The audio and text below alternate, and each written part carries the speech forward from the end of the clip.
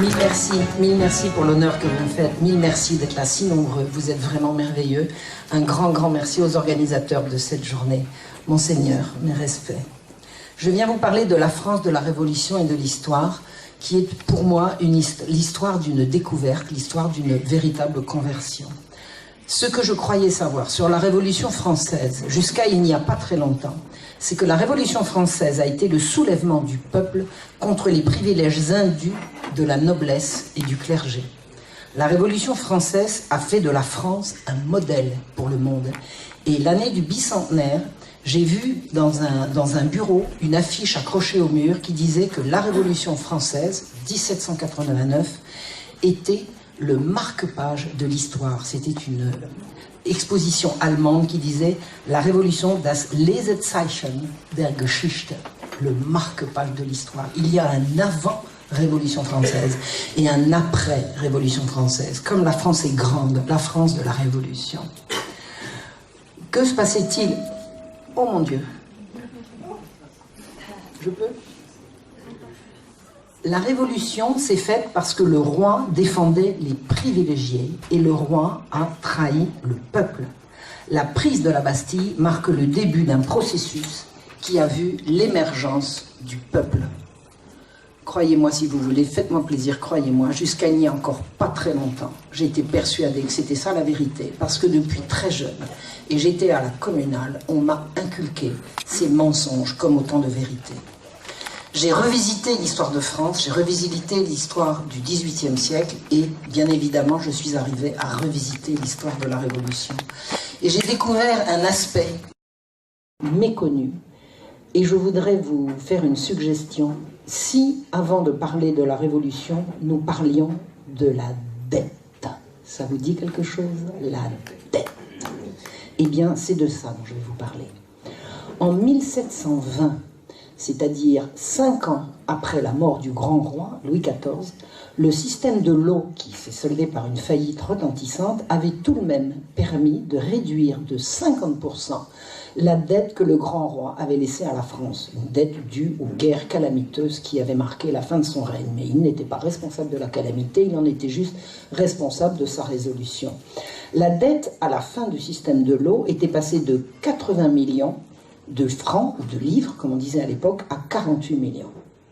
À l'époque, le prêt à intérêt n'existait pas. Pourquoi? Parce que le prêt à intérêt était par l'Église interdit. L'Église a toujours interdit l'usure, comme d'ailleurs toutes les grandes civilisations ont interdit l'usure. Donc le prêt à intérêt n'existait pas. Comment donc le roi s'endettait-il?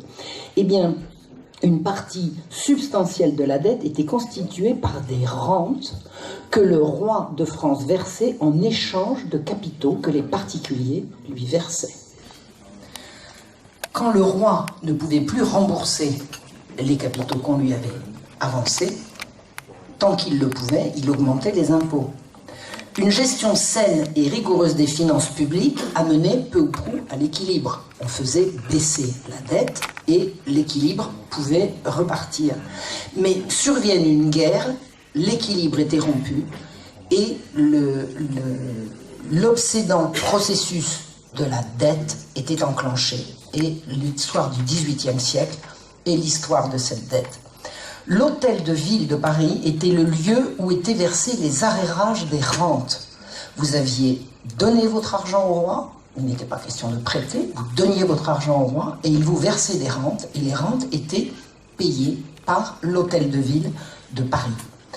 Les rentes étaient nominales. Vous donniez votre argent au roi et il vous remboursait vous. C'était nominal et ça se faisait devant notaire. Or, en 1749, sont apparues les premières rentes aux porteurs. On pouvait donc les négocier et les vendre. Vous aviez donné votre argent au roi, il vous versait une rente et vous pouviez dire à quelqu'un « j'ai une bonne rente, est-ce que ça t'intéresse ?» Et a commencé la spéculation sur les effets royaux. En 1754, c'est le règne de l'abominable marquise de Pompadour qui avait son ascendant sur le roi pour quantité de raisons et toutes mauvaises. Moreau de Seychelles, qui était l'équivalent du ministre des Finances, a emprunté pour 22 millions qu'il a transformé en 2,5 millions de rentes viagères annuelles. Tous les ans, le roi devait rembourser 2,5 millions de rentes pour un capital de 22 millions. Que signifiait la rente viagère? Quand le prêteur ou le donneur, le créancier donnait son argent au roi, la rente était éteinte quand le créancier mourait.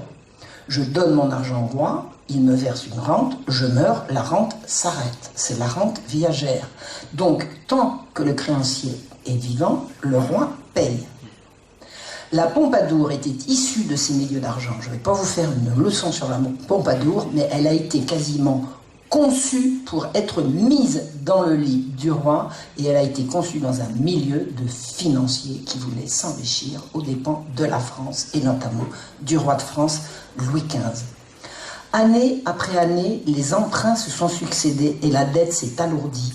Le roi devait payer des rentes dont le chiffre augmentait sans arrêt, mais pas les revenus. La dette augmente et les revenus stagnent. La date fatidique pour le règne, pour la royauté, je la situe à 1763. Que se passe-t-il en 1763? La France vient de perdre une guerre considérable qui est la guerre de 7 ans. La France perd le Canada, la France perd ses colonies.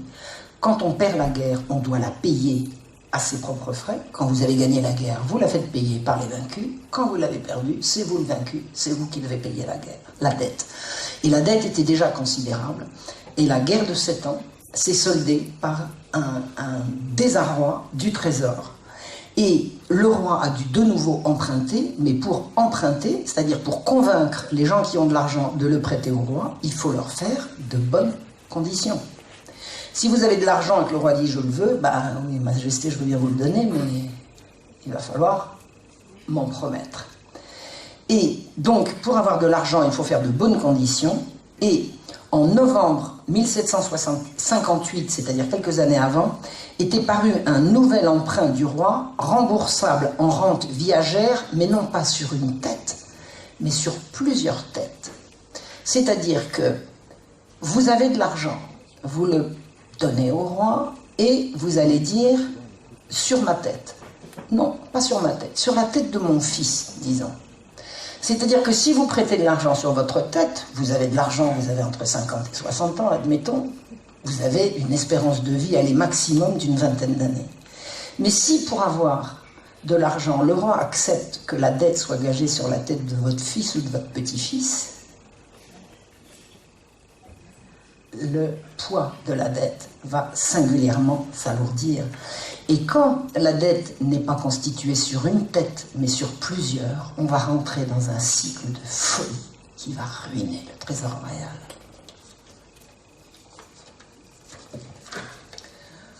En 1759, je reviens quelques années avant la fin de la guerre de 7 ans, c'est-à-dire au milieu de la guerre de 7 ans, Étienne de Silhouette, le terme de Silhouette vient du nom de ce très fugitif contrôleur général de finances, avait calculé que le trésor royal devait sortir 100 millions de livres annuellement pour rembourser ses emprunts.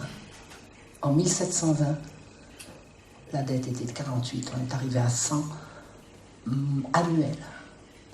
Les recettes étaient de 286 millions, c'est-à-dire que le roi dépensait plus du tiers de son budget pour rembourser ses créanciers. Il n'y avait donc que 2 solutions, soit réduire les dépenses, soit augmenter les revenus. Il n'y a pas de troisième voie. 1763, c'est l'année charnière. L'Angleterre a gagné. Elle domine désormais les mers et la France a perdu le Canada. 1763, 7 mars, voit le triomphe de Voltaire, qui triomphe dans l'affaire Calas.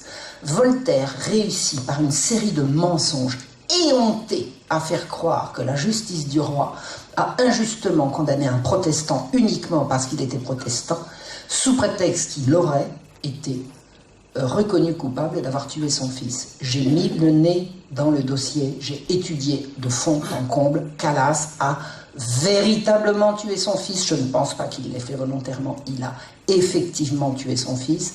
Calas a été réhabilité sur une série de mensonges éhontés, divulgués par Voltaire, qui était l'agent de la banque protestante.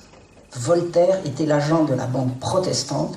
Il a réussi, en décidant le roi, en réussissant à convaincre le roi, mais il y a mis vraiment, j'ai écrit un livre là-dessus, je ne peux pas vous parler aujourd'hui de Voltaire, il faudrait des heures, et je n'en ai pas le temps pour aujourd'hui, mais Voltaire a réussi à culpabiliser la France catholique, qu'il a réussi à convaincre qu'elle était monstrueuse, odieuse, et que les protestants étaient des innocents persécutés. C'est un mensonge de Voltaire, c'est un mensonge qu'il a divulgué à travers toute la France, toute l'Europe protestante qui venait de nous battre et de nous faire perdre la guerre. C'est absolument odieux. Donc les catholiques sont des barbares, les protestants sont les gentils. Voltaire était un escroc à la solde de l'ennemi de la France. 1763, c'est une année charnière également parce que ça marque la fin de la guerre entre les jésuites et les jansénistes et le triomphe des jansénistes. Les jésuites sont chassés de France, les jésuites avaient l'oreille du roi, les jésuites étaient opposants autant qu'on pouvait l'être au libéralisme économique et à l'esprit des Lumières, les jansénistes, quoi qu'ils en aient dit à l'époque, étaient les alliés objectifs, quelquefois plus que ça, mais à tout le moins objectifs, du mouvement des Lumières qui était rigoureusement anti-catholique. 1763, les jésuites sont chassés, le roi qui va venir, il ne va pas venir tout de suite, il va venir en 1774, c'est-à-dire dans 11 ans, Louis XVI sera le premier roi qui n'aura pas le bénéfice des conseils de ces extraordinaires intellectuels et de ces grands chrétiens qui étaient les jésuites de l'époque. 1763, les jésuites sont chassés de France et un certain Voltaire a dit « La voie est libre ». Et effectivement, la voie était libre. La voie de quoi? La voie du libéralisme économique contre lequel les rois de France, depuis qu'ils existaient, s'étaient tous posés en rempart. Le libéralisme, c'est quoi? C'est un mot nouveau qui s'appelle la physiocratie, mot inventé par un certain Dupont de Nemours. Le libéralisme, c'est le mouvement de l'encyclopédie.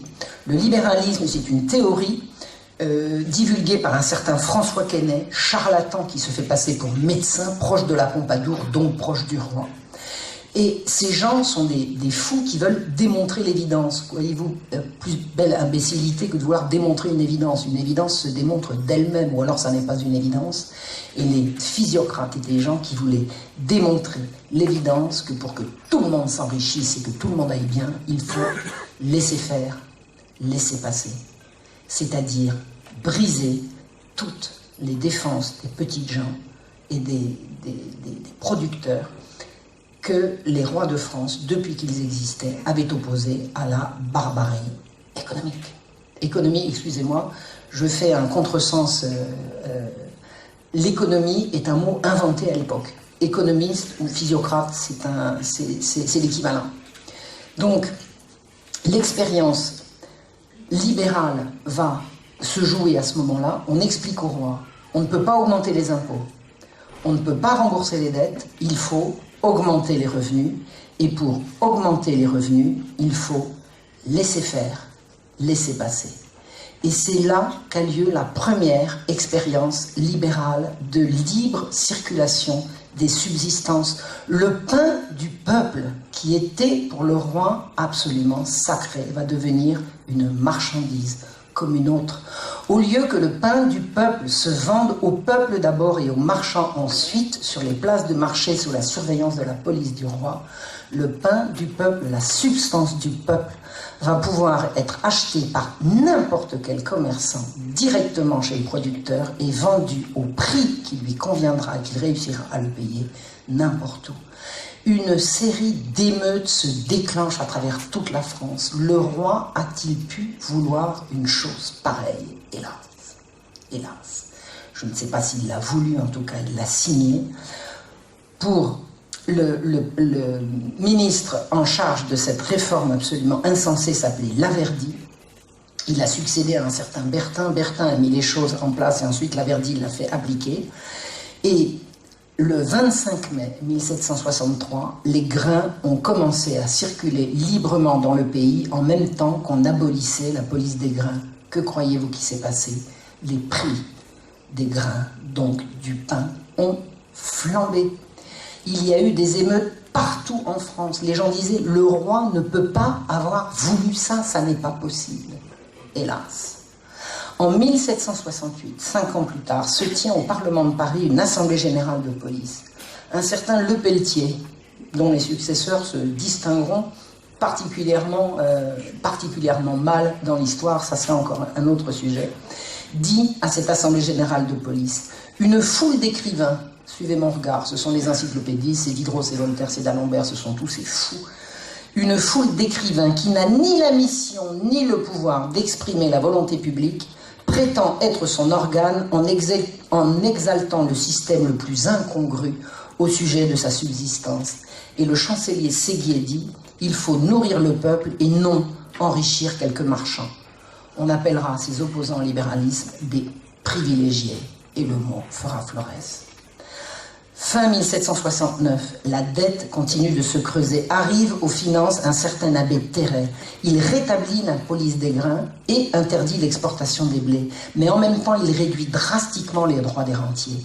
Les gens qui ont donné leur argent au roi et qui attendent des rentes ne sont plus payés de leur rente. Des gens sont ruinés, se suicident. Je vous recommande l'excellent roman de François Chandernagor, L'Enfant des Lumières. Vous y trouverez l'illustration de ces ruines terrible qui a touché certainement des spéculateurs véreux, mais également des honnêtes gens qui avaient prêté au roi et que le roi ne voulait plus rembourser. Enfin, que l'abbé Terray avait décidé qu'on ne rembourserait plus.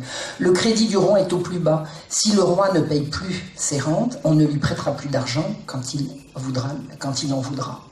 Il est absolument impensable que le crédit du roi soit réduit à néant, donc il faut le relever. Terray lance des emprunts qui se soldent par des échecs, c'est-à-dire que le roi emprunte et l'argent ne rentre plus. C'est dramatique. 1774 voit la fin du ministère de Terray par la mort de Louis XV. Arrive Louis XVI. Louis XVI est le premier à n'avoir pas eu l'oreille des jésuites. Il est le premier et il va se faire manipuler par toute cette bande de pseudo-philosophes derrière lequel se cachent les marchands et le monde de la finance. Louis XVI est convaincu de faire venir un certain Turgot, Jacques Turgot, libéral et encyclopédiste. Turgot a un programme extrêmement séduisant. Il dit au roi, Majesté, point de banqueroute, on paiera. Point d'emprunt, on ne va pas creuser la dette. Point d'augmentation d'impôts. Ah bon, on va faire comment alors? On va faire comment? On va faire un miracle? Non. On va augmenter les revenus par, de nouveau, le libéralisme économique. Turgot déclenche la guerre des farines, des émeutes secouent la France absolument partout jusqu'à Versailles sous les fenêtres du roi. On raconte que ce sont des malfaisants qui excitent le peuple. On ne raconte jamais que ce sont des gens simplement qui ont faim. Le pain était à 10, il se retrouve à 30. Comment voulez-vous que les pauvres gens se nourrissent? La théorie, c'est celle des encyclopédistes, c'est celle des Lumières, c'est celle des anti-chrétiens. Définitivement, c'est comme ça que ça se passe. On crée des ateliers de charité humiliants pour les pauvres. Vous n'avez pas de quoi vous acheter du pain, ne vous inquiétez pas. On va vous accueillir dans des ateliers de charité où on fait faire des travaux imbéciles à des gens qui pouvaient véritablement faire beaucoup mieux. Et les ateliers de charité, pour pouvoir bénéficier des ateliers de charité, il fallait accepter des investigations de gens, vous savez, comme des travailleurs sociaux qui viendraient savoir comment vous faites, on ne lâchait pas l'argent comme ça. Et la misère augmente, et ce qu'on appelle la guerre des farines, c'est-à-dire ce soulèvement populaire qui éclate de partout en même temps. Alors il y a eu grosse affaire que j'ai étudiée de très près, qui a démarré à Dijon, mais il y a dans tout le bassin parisien, et en fait, il y a absolument partout. Les gens ne comprennent pas que brusquement, le prix du pain se mette à flamber comme ça. Or, cette opposition au libéralisme est considérée par Turgot, qui réussit à en convaincre le roi, que c'est un complot contre la raison. Et c'est un argument qui sera repris jusqu'aujourd'hui. Qu'est-ce que c'est que la guerre des farines? C'est les gens qui sont trop bêtes pour comprendre que c'était bien que le prix du pain augmente et qu'on ne puisse plus l'acheter. Voltaire s'étouffe et il a inventé, alors écoutez, extraordinaire, le reportage du reporter absent. Ça s'appelle la diatribe. Voltaire a raconté, alors qu'il n'avait pas bougé de Ferney, qui est à 2 pas de la Suisse, il a raconté ce qui s'est passé à la guerre des Farines autour de la région parisienne. Écoutez bien ce que dit ce menteur. Quand nous approchâmes de Pontoise, il fait comme s'il y était, je vous dis, il n'a pas bougé de chez lui, nous fûmes tous étonnés de voir environ 10 à 15 000 paysans qui couraient comme des fous et qui criaient les blés, les marchés, les blés. Voilà, les gens qui veulent manger sont des fous qui crient les marchés, les blés. Ils s'arrêtaient à chaque moulin, le démolissaient en un clin d'œil et jetaient le blé, farine et son à la rivière. Un petit prêtre leur suggérait d'une voix de stentor: saccageons tout, mes amis, Dieu le veut. Voilà, c'est ça, l'anticléricalisme, c'est ça. C'est ça l'anticléricalisme. C'est faire croire que des prêtres véreux ont excité le peuple au moment où le peuple, dans toute sa simplicité, demande au roi de rester le roi et de repousser les arguments des marchands. C'est ni plus ni moins que ça, la guerre des farines. Le banquier genevois Necker, oui, il y avait à Genève pas mal de banquiers, dont un qui s'appelait Jacques Necker, a publié un texte contre le libéralisme. Et alors là, Necker, c'est extraordinaire, il va passer pour un antilibéral qu'il n'était pas, mais Necker avait une théorie, c'est qu'il fallait interdire l'exportation des blés. Donc Necker a publié un texte contre la politique de Turgot, et Turgot, furieux, a raconté que les émeutes, c'était à cause de Necker. Et toute une frange de la gent intellectuelle de gauche française raconte que, effectivement, la guerre des farines, enfin, a raconté, parce que maintenant, je pense que la recherche historique a avancé, et que la vérité fait quand même son chemin, la guerre des farines a été fomentée par Necker. Turgot croyait absolument à son système. Il avait supprimé, en même temps qu'il avait supprimé la police des grains, il avait supprimé les corporations. Les corporations, c'était l'organisation des métiers. L'organisation des métiers, c'était la définition des normes du travail, des salaires des travailleurs, de tout ce qu'on a réinventé après, comme si on avait inventé l'eau chaude, une fois qu'on a réinventé la sécurité sociale, mais c'était beaucoup plus efficace que la sécurité sociale. Je veux dire, c'était vraiment, véritablement la protection des travailleurs. Et Turgot avait supprimé les corporations, c'est-à-dire qu'il avait livré le monde du travail à la rapacité des capitalistes. Et c'était ça le libéralisme. Et j'ai vu, de mes yeux vus, un texte qui mérite de circuler. Des gens sont venus voir Turgot en lui disant: mais enfin, comment allez-vous faire? Vous supprimez les corporations, c'est-à-dire le salaire garanti pour les ouvriers, vous augmentez le prix du pain, comment vont faire les pauvres gens? Et Turgot a répondu: mais attendez, n'importe quel ouvrier, même s'il est mal payé, réussira à se payer son pain. Ce qu'il ne peut pas payer, c'est le pain de sa femme et ses enfants. Il n'y a qu'à les mettre au travail. Et le travail des enfants, c'est là que ça s'est décidé. Tout ce qui a fait sombrer la France dans la misère au XIXe siècle a été décidé un jour de mai 1775 par un certain Turgot. Autre chose arrive dans ces années-là, c'est le nouveau monde émerge. Le 3 décembre 1776, c'est-à-dire en plein pendant le ministère de Turgot, débarque à Quiberon un franc-maçon américain qui s'appelle Benjamin Franklin. Il vient plaider la cause des Américains contre l'Angleterre. Le 29 juin 1777, Turgot est tombé. Necker, le fameux Necker, est nommé directeur général de finances. C'est une révolution. La révolution, c'est ça. Pourquoi? Il n'est pas français, il est genevois, parce qu'il est banquier, et que ça, c'est du jamais vu. Et parce qu'il est protestant. Merci Voltaire. Merci. Feu Calas pour l'époque. Et Necker va être chargé de rétablir les finances du roi de France. On va voir comment. La dette est déjà énorme, absolument énorme. Franklin a convaincu les Français qu'il fallait aider les Américains, il a convaincu le roi. Donc on va faire la guerre pour eux. La guerre est un gouffre, la guerre est un puits sans fond. Si vous faites une guerre et que vous la soldez par des conquêtes, vous allez vous payer sur l'ennemi. Si vous faites la guerre pour les beaux yeux des Américains, qui va vous payer? C'est une guerre à fond perdu. Necker est un dieu, il fait la guerre sans augmenter les impôts. C'est Mirabeau qui a ironisé, il fait la guerre sans impôts, c'est un dieu. Vous savez ce que c'est, le miracle Necker? Il va prêter de l'argent au roi. Majesté, vous avez besoin d'argent, je vous en prête, je suis banquier. Necker a le génie de l'argent. Trouver de l'argent, c'est son métier. Et il va en trouver. Et la dette va devenir un gouffre. Un gouffre. Pour obtenir de l'argent, je vous ai expliqué, il faut en promettre. Si le roi veut qu'on lui prête de l'argent, il faut qu'il en promette en retour. On va inaugurer la rente viagère sur tête multiple avec tirage au sort de l'eau. La bonne affaire. Des rentes sur plusieurs têtes. Des têtes le plus jeunes possible, genevoises si possible. L'air est beaucoup plus pur à Genève.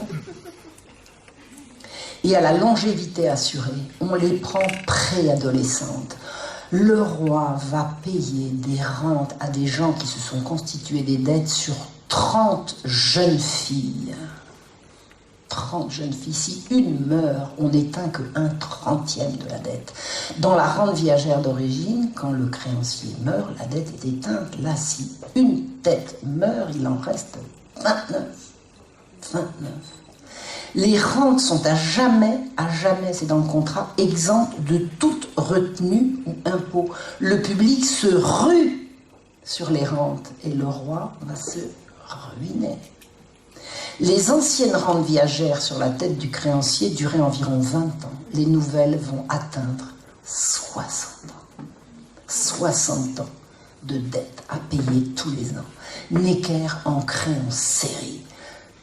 Lisez la chronique des années Necker, c'est Necker lance un nouvel emprunt. Les gens se précipitent. On se bat pour avoir des rentes.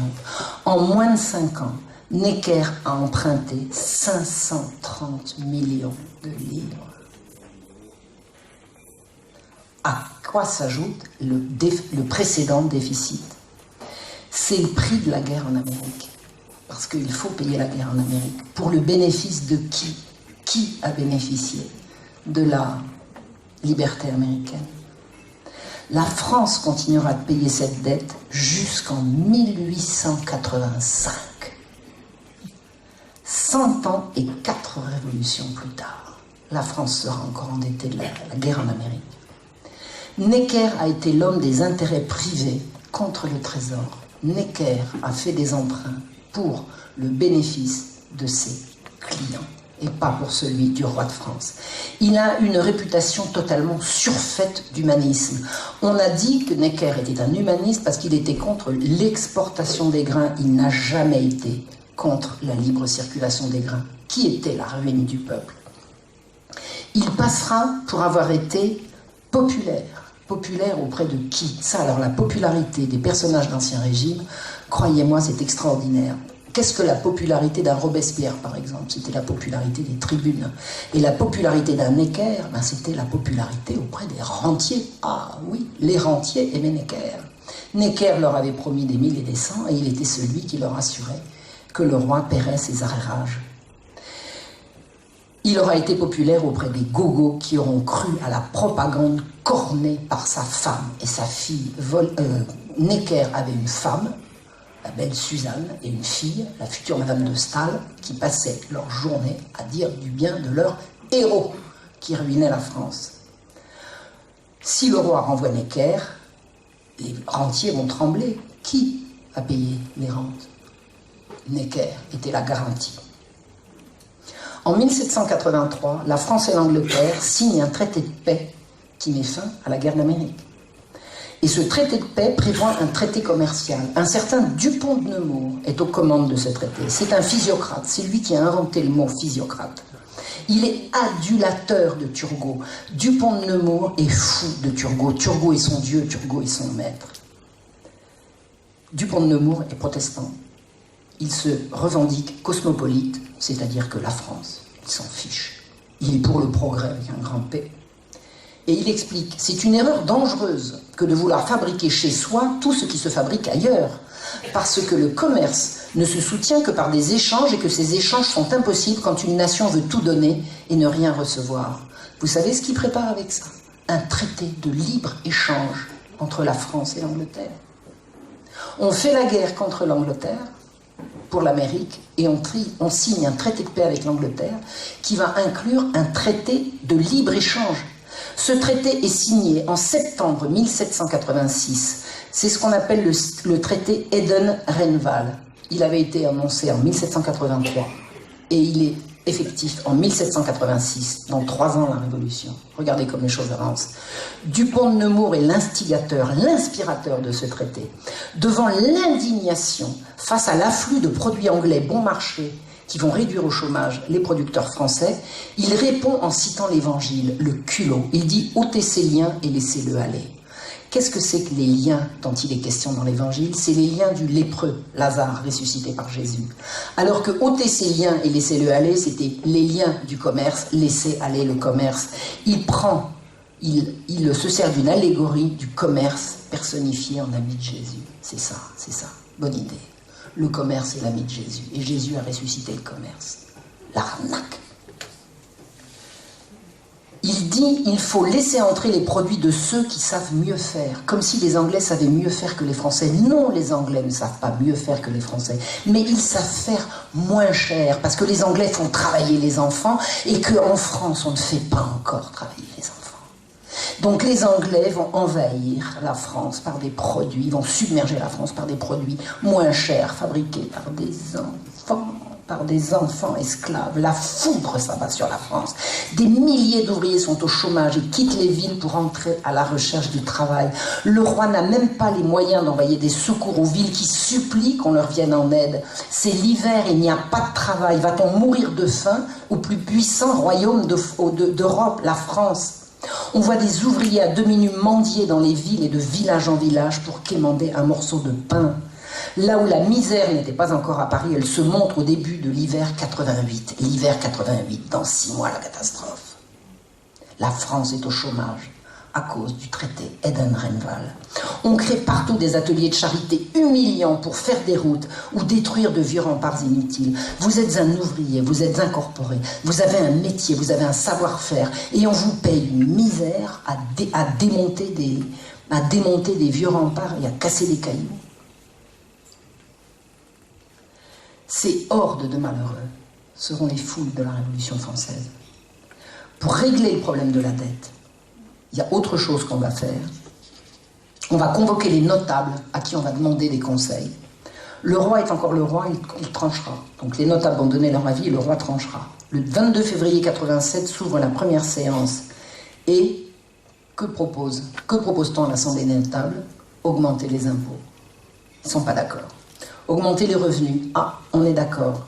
Donc, on va augmenter les revenus en taxant les propriétaires de la terre, le clergé et la noblesse compris, bien entendu. Le clergé et la noblesse, c'est bien connu, ils ne fichent rien et ils ne payent pas d'impôts. Sauf que la noblesse paye l'impôt du sang, puisqu'elle fait la guerre, et que l'Église paye l'impôt de tous les services qu'elle rend gratuitement à la population, en matière de secours, de sacrements, de tout ce que vous voulez. Enfin, l'éducation, tout ça, c'est entre les mains de l'Église. Donc, ce n'est pas des gens qui ne payent pas d'impôts, ils payent en nature. Donc les notables refusent d'augmenter les impôts, mais on leur dit pour augmenter le revenu, on va libéraliser de nouveau les subsistances. C'est-à-dire que ça va être la troisième expérience de libéralisation des subsistances. On revient à la libre circulation des marchandises. Le 17 juin 1787, la liberté du commerce devient l'état habituel du royaume. Et j'ai lu le texte signé de Louis XVI. Il pense que c'est bien et que les paysans le demandent. On a fait accroire au roi que les propriétaires terriens sont des paysans. Un Voltaire aurait été un paysan. Je vous rassure, il était mort depuis 10 ans à l'époque. On fait croire au roi que les paysans sont d'accord et le libéralisme devient la loi du royaume. Il pense que l'échec de Turgot était dû à la résistance des privilégiés. Il pense bien faire. En novembre, il rend l'état civil aux protestants. La dette est à présent abyssale. Rien ne semble devoir régler le problème. On est obligé de convoquer les états généraux. Fin août, Necker revient au ministère. Il prend des mesures de subsistance mais ne change rien sur le fond. L'hiver 88-89 est épouvantable, sans travail et avec du pain à prix prohibitif, le peuple gronde. Il veut la taxation. Savez-vous ce que c'est que la taxation? C'est la fixation par la négociation du prix du pain au prix que les gens les plus pauvres peuvent le payer. C'est ce qui était garanti par le roi de France jusqu'à cette année fatidique de 1763. Le peuple réclame la taxation, on lui refuse.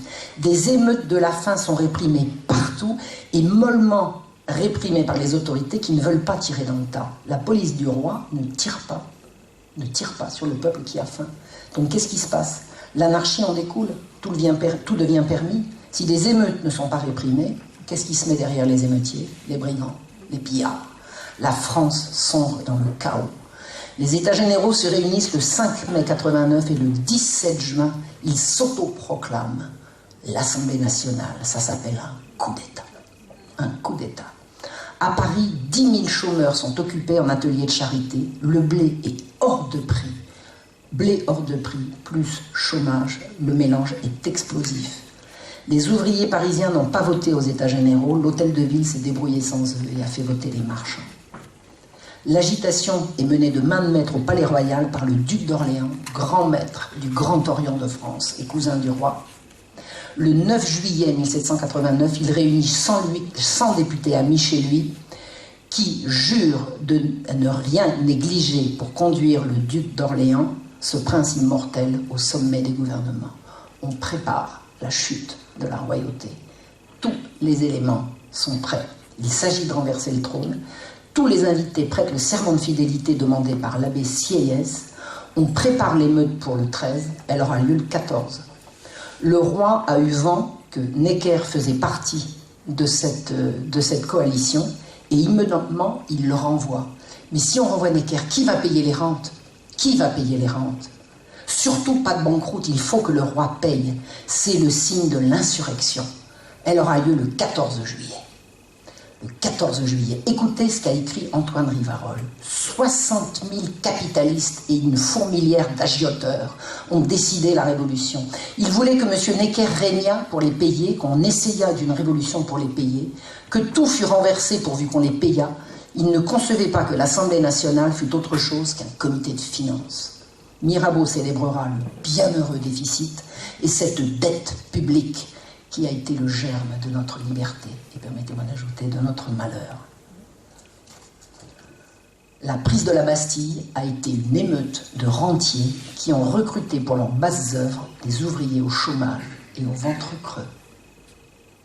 Le 15 août 1793, au moment où se décidera le populicide vendéen, Cambon dira à la Convention où il présentera son rapport sur la dette publique: c'est peut-être à l'existence de ces emprunts que nous devons le commencement de la Révolution. Le gouvernement, embarrassé pour acquitter les engagements qu'il avait contractés, convoque les États généraux pour y pourvoir. Les portefeuilles regorgés d'effets royaux, les propriétaires de ces effets, craignant de perdre leurs capitaux, prirent le masque révolutionnaire et se réunirent aux Amis de la République. Dès lors, le Palais Royal fut le lieu de rassemblement des patriotes, et c'est de ce foyer que partit le feu sacré, il n'y avait plus que ça de sacré, qui enflamma les âmes le 14 juillet. Ce sont eux qui le disent.